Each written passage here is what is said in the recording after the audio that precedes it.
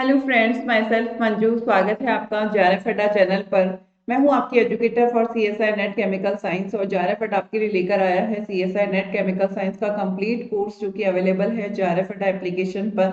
जब आप जेआरएफ अड्डा एप्लीकेशन को डाउनलोड करेंगे तो वहां पर अवेलेबल होगा सीएसआई नेट का ऑप्शन, जहां पर जाकर आप केमिकल साइंस के कोर्स को आसानी से ज्वाइन कर सकते हैं।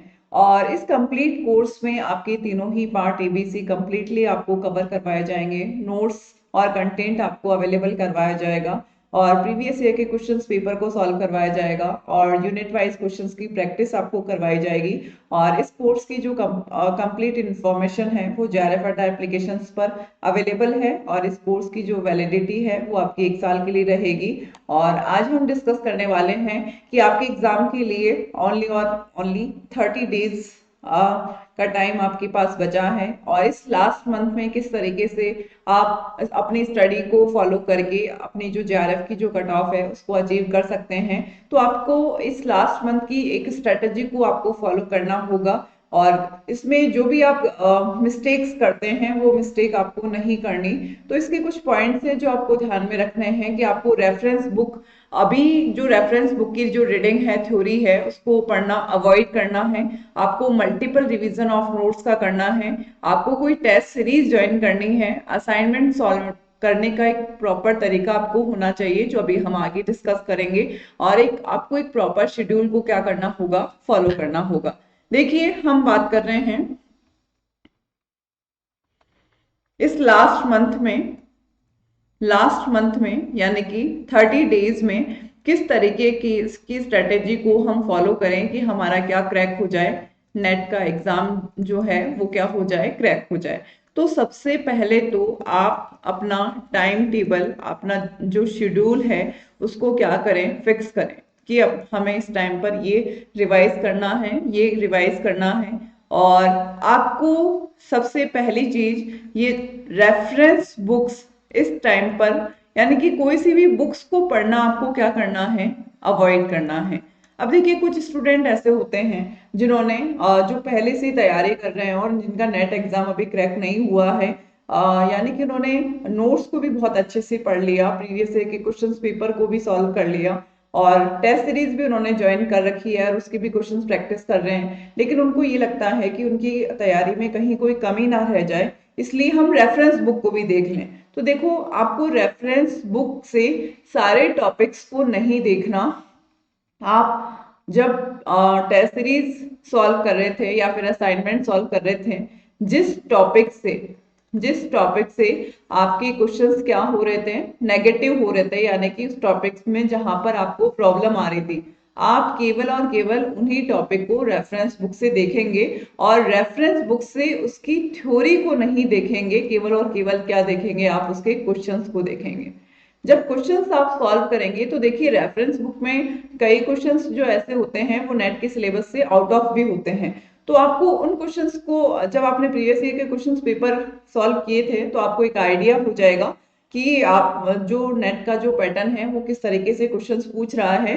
तो आपको केवल वही क्वेश्चन सॉल्व करने हैं जो आपने एक तरीके से, जहां पर आपको ये लगता है कि ये नेट के सिलेबस से क्या है, रिलेवेंट है, वही क्वेश्चन आपको किससे देखने हैं, रेफरेंस बुक से देखने हैं। आपको ज्यादा से ज्यादा टाइम अपने नोट्स को क्या करना है, मल्टीपल रिवीजन करना है, इनका बहुत बार रिवीजन करना है। क्योंकि अगर आप मल्टीपल रिवीजन करते हो तो उस टॉपिक के बारे में आपका जो कॉन्सेप्ट है वो क्या हो जाता है, स्ट्रांग हो जाता है। और जब भी आप क्वेश्चन सॉल्व करने बैठते हो तो उस कॉन्सेप्ट से वो क्वेश्चन आसानी से क्या हो जाता है, सॉल्व हो जाता है। तो आपको नोट्स का क्या करना है, मल्टीपल रिवीजन करना है। अब देखिए, कई स्टूडेंट ऐसे होते हैं जो पहले से ही बहुत तैयारी कर रखे होते हैं और फिर भी उनका नेट एग्जाम क्या नहीं होता, क्रैक नहीं होता। तो वो बहुत सारी क्या करते हैं, टेस्ट सीरीज को ज्वाइन करते हैं, यानी कि अलग अलग जगह से टेस्ट सीरीज को क्या करते हैं, ज्वाइन करते हैं। तो टेस्ट सीरीज को अलग अलग जगह से ज्वाइन करते हैं तो कई, देखिए, अलग अलग जो प्लेटफॉर्म होते हैं जो क्वेश्चंस पेपर को बनाते हैं, तो वो ऐसा उसमें ये होता है कि कई जो प्लेटफॉर्म है, कोई टेस्ट सीरीज है, उसका जो लेवल है वो नेट से भी वो बहुत हाई रख लेते हैं। तो जब आप वो टेस्ट सीरीज के क्वेश्चंस को सॉल्व करने बैठते हैं और मान लीजिए आपसे क्वेश्चन सॉल्व नहीं होते, तो उस टाइम पर आपके मन में क्या आती है, नेगेटिविटी आती है कि हमें क्वेश्चंस, हमसे तो क्वेश्चंस ही सॉल्व नहीं हो रहे। तो देखिए, अगर आपने पहले प्रीवियस ईयर के क्वेश्चंस पेपर भी सॉल्व कर लिए हैं, नेट गेट जितने भी क्वेश्चंस पेपर हैं वो आपने सॉल्व कर लिए हैं और आपसे उस टाइम पर क्वेश्चंस आसानी से सॉल्व हो रहे थे, तो आपको कहीं पर भी कोई भी घबराने की जरूरत नहीं है, क्योंकि कई टेस्ट सीरीज के जो प्लेटफॉर्म होते हैं वो नेट के पेपर के लेवल से भी बहुत ऊपर पेपर बना देते हैं। उस कंडीशन में आपका जो एक तरीके से कॉन्फिडेंस है वो आपको नहीं छोड़ना है, आपको कॉन्फिडेंटली तैयारी करनी है। और मेरा मानना तो ये है कि आप जगह जगह से टेस्ट सीरीज को ज्वाइन ना करें, आप एक पर्टिकुलर जगह से ही आप एक ही टेस्ट सीरीज को क्या करें, फॉलो करें। और जहां पर भी आपको उस टॉपिक में प्रॉब्लम आ रही है, मान लीजिए आपके इलेक्ट्रोकेमिस्ट्री से क्वेश्चंस गलत हो रहे हैं या फिर पेरिसाइक्लिक केमिस्ट्री से क्वेश्चंस गलत हो रहे हैं, तो आप उस टॉपिक को रेफरेंस बुक से देखें और रेफरेंस बुक से केवल और केवल आप क्या देखेंगे, क्वेश्चंस को देखेंगे। यानी कि आपको एक ही टेस्ट सीरीज को ज्वाइन करना चाहिए, और कोई टॉपिक से आपके क्वेश्चन ज्यादा गलत हो रहे हैं तो आपको रेफरेंस बुक से उस टॉपिक, पर्टिकुलर टॉपिक के क्या देखने हैं, क्वेश्चंस देखने हैं जो नेट के सिलेबस से क्या है, रिलेवेंट है। इसके बाद आपको देखिए, सबसे पहले आपने प्रीवियस ईयर के क्वेश्चंस पेपर भी सॉल्व कर लिए, टेस्ट सीरीज भी आप क्या कर रहे हैं, साथ के साथ सॉल्व कर रहे हैं, और आप और क्या देख रहे हैं, असाइनमेंट जो भी आपने कोचिंग वगैरह ज्वाइन कर रखे थे उसके क्वेश्चंस पेपर आप देख रहे हैं। तो देखिए, असाइनमेंट में एक ही टॉपिक से 100 से 200 तक भी क्या होते हैं, क्वेश्चंस होते हैं। अगर आप इन सबको सॉल्व करने अब बैठेंगे तो एक टॉपिक आपका 4 से 5 दिन में कंप्लीट होगा। तो देखिए, आप जब पहले तैयारी कर रहे थे तो आपको उस क्वेश्चंस में जहां पर प्रैक्टिस आई होगी वहां पर आपने कोई गोला बनाया होगा, कोई स्टार बनाया होगा। आपको अब इस टाइम पर केवल और केवल उन्हीं क्वेश्चंस को देखना है जिन क्वेश्चंस में आपको पहले क्या आई थी, प्रॉब्लम आई थी। यानी कि आपको पूरी असाइनमेंट को सॉल्व नहीं करना, पूरे 100 से 200 क्वेश्चंस को सॉल्व नहीं करना, आपको केवल वही क्वेश्चन सॉल्व करने हैं जो आपने पहले सॉल्व किए थे, और उस टाइम पर आपको जिन क्वेश्चंस पर क्या आई थी, प्रॉब्लम आई थी, तो उन क्वेश्चंस को आपको वापस से क्या करना है, एक बार सॉल्व करना है। और अब देखिए, कई स्टूडेंट ऐसे होते हैं जिन्होंने क्वेश्चंस पेपर भी सॉल्व कर लिए और प्रीवियस ईयर के क्वेश्चंस पेपर भी सॉल्व कर लिए। अब वो ऐसा सोचते हैं कि जैसे आपने 9 यूनिट सबकी कंप्लीट की थी, यानी कि आपने 27 यूनिट आपने कंप्लीट करी और आपसे 5 से 6 यूनिट आपकी क्या है, बाकी है, और इनके आपने सारे क्वेश्चंस भी कर लिए, सब कुछ देख लिया। अब आपको लगता है कि अपन ये वाले टॉपिक कर लेते हैं, मतलब जो बचे हुए टॉपिक कर लेते हैं। तो देखिए, आप कुछ नया पढ़ने के बजाय आपने जो अब तक पढ़ रखा है उसी को ज्यादा से ज्यादा क्या करें, रिवाइज करें। क्योंकि ऐसा तो है नहीं कि अगर आप मान लीजिए कि अगर नया पढ़ने लगते हैं तो नया पढ़ने में अलग एक तरीके से आपको बहुत ज्यादा टाइम भी लगेगा, आपका टाइम भी कंज्यूम होगा, और आपका जो पहले का पढ़ा हुआ है, और आपके मन में एक तरीके से नेगेटिविटी भी आएगी कि हमें तो इसमें कुछ आता ही नहीं है। जो आपने यूनिट छोड़ दी है उसे आप कंप्लीटली छोड़े, और अगर मान लीजिए आपको कुछ पढ़ना भी है तो आप कोई क्रैश कोर्स वगैरह ज्वाइन कर लें, उस टॉपिक का, पर्टिकुलर टॉपिक का क्या करें, क्रैश कोर्स क्या करें, ज्वाइन कर लें। मान लो कोई थर्मोडायनामिक्स है, ये है, तो आपको एक दो टॉपिक के क्रैश कोर्स आप देख सकते हैं। अदरवाइज मेरा मानना तो ये है कि आप उन टॉपिक्स को अब देखने के बजाय आपने अब तक का जो पढ़ा है आप उसे ही क्या करें, ज्यादा से ज्यादा क्या करें, रिवाइज करें। दूसरी चीज, जब आप टाइम टेबल बनाते हैं तो आप अपने पूरे टॉपिक्स को लिखते हैं कि जैसे मान लीजिए आप ये लिखेंगे कि 1 दिसंबर को आप ये वाला टॉपिक पढ़ेंगे, 2 दिसंबर को आप इन 3 यूनिट को कंप्लीट करेंगे। और जब आप उनको कंप्लीट करने में एक तरीके से कई बार ऐसा होता है कि हमें कहीं पर जाना भी पड़ जाता है या फिर तबीयत भी खराब हो जाती है, तो हम इस शेड्यूल को फॉलो नहीं कर पाते। मतलब ज्यादातर स्टूडेंट पूरे जो शेड्यूल बनाया हुआ होता है उसको फॉलो नहीं कर पाते, लेकिन इसका मतलब ये नहीं है कि आप अपने माइंड में क्या लाएं, नेगेटिविटी लाएं। क्योंकि अगर मान लीजिए किसी टॉपिक में आपने ये लिखा था कि 2 दिसंबर तक वो कंप्लीट होना चाहिए और वो नहीं भी हुआ तो कोई बात नहीं, आप आगे ज्यादा थोड़ा टाइम देकर उसको एक बार रिवाइज कर लीजिए। ऐसा नहीं होना चाहिए कि अगर आपने रिवाइज नहीं किया, वो उस टाइम तक पूरा नहीं हुआ तो आपका सिलेक्शन नहीं होगा, ऐसा आपको बिल्कुल भी नहीं सोचना है। यानी कि नेगेटिविटी अपने माइंड में बिल्कुल भी नहीं लानी है।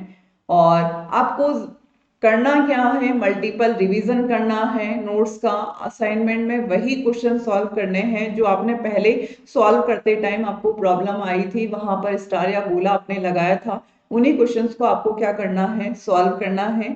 और कोई जिस टॉपिक से आपके क्वेश्चन ज्यादा गलत हो रहे थे उस टॉपिक के केवल और केवल क्वेश्चंस आप कहाँ से देखेंगे, रेफरेंस बुक से देखेंगे। और एक और चीज, आप किसी भी टॉपिक को, मान लीजिए कोई पर्टिकुलर आप टॉपिक आज आपने पढ़ना स्टार्ट किया, तो आप अगर उसमें आपको कोई चीजें समझ में भी नहीं आ रही है या फिर, लेकिन उसके लिए आप पूरा दिन खराब नहीं करेंगे। यानी कि आपको वो टॉपिक, अगर मान लीजिए कोई पर्टिकुलर टॉपिक आप उसे रिवाइज कर रहे हैं, तो 4 to 5 आवर्स में आपको वो कंप्लीट करना ही करना है। आपको ये नहीं सोचना कि ये तो हमें बहुत अच्छे से तो नहीं आया।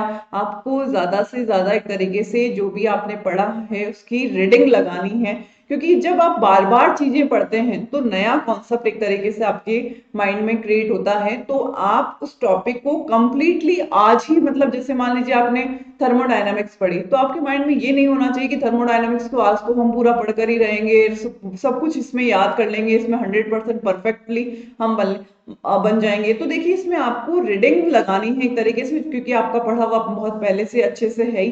तो आप रीडिंग लगाएं, बजाय ये कि आपको थर्मोडायनामिक्स के जितने भी क्वेश्चन है वो भी आज हम सॉल्व कर लेंगे। आपको ये नहीं करना। आप एक टॉपिक को 4 से 5, ऐसा नहीं कि पूरा दिन एक ही टॉपिक को लेकर बैठे रहो, क्योंकि एक टॉपिक से ऐसा नहीं होगा कि आपका सिलेक्शन हो जाए। अगर मान लीजिए कोऑर्डिनेशन केमिस्ट्री से ज्यादा क्वेश्चंस आ रहे हैं या थर्मो से ज्यादा क्वेश्चन आ रहे हैं या इलेक्ट्रो से ज्यादा क्वेश्चन आ रहे हैं, तो एक यूनिट आपका सिलेक्शन नहीं करवा सकते। तो आपको यूनिट्स का मल्टीपल रिवीजन करना है। एक ही यूनिट को, एक ही टॉपिक को पूरे दिन भर लेकर नहीं बैठना है। आपको ज्यादा से ज्यादा रीडिंग लगानी है उस टॉपिक के, क्योंकि आपने पहले उसके क्वेश्चंस पेपर भी सॉल्व किए हैं, उसके आपने टॉपिक को अच्छे से पढ़ा भी है। तो आपको क्या करना है, मल्टीपल रिवीजन करना है और एक ही टॉपिक पर अपना पूरा टाइम खराब नहीं करना। तो अब आप करेंगे क्या, अपना टाइम टेबल को क्या करेंगे, प्रॉपरली टाइम टेबल के साथ आपको क्या करना है, पढ़ना है। और आपको पढ़ना क्या है, नोट्स पढ़ने हैं। नोट्स का क्या करना है, मल्टीपल रिवीजन करना है। मल्टीपल रिवीजन करना है। अलग अलग जगह से टेस्ट सीरीज ज्वाइन करने के बजाय एक ही टेस्ट सीरीज को आपको क्या करना है, ज्वाइन करना है। उस टेस्ट में जहां पर आपके क्वेश्चंस किसी टॉपिक से ज्यादा गलत हो रहे हैं, उस टॉपिक के क्वेश्चंस को आपको कहाँ से देखना है, रेफरेंस बुक से देखना है। रेफरेंस बुक से देखना है। एक ही टॉपिक पर, एक ही यूनिट पर पूरा दिन आपको खराब नहीं करना, पूरे दिन नहीं लेकर बैठना। आपको ये पता होना चाहिए कि हमें ज्यादा से ज्यादा यूनिट आप, और आपकी कोशिश ये होनी चाहिए कि जो भी आपने अब तक पढ़ा है वो 100% आपका क्या हो जाए, कवर हो जाए। 100% उसका क्या हो जाना चाहिए, रिवीजन हो जाना चाहिए। ऐसा नहीं कि आप एक यूनिट को लेकर आखिर तक बैठे रहें। तो इस तरीके की स्ट्रेटेजी को अगर आप फॉलो करते हैं तो आपका जो नेट एग्जाम है वो आसानी से क्या हो जाएगा, आपका क्रैक हो जाएगा।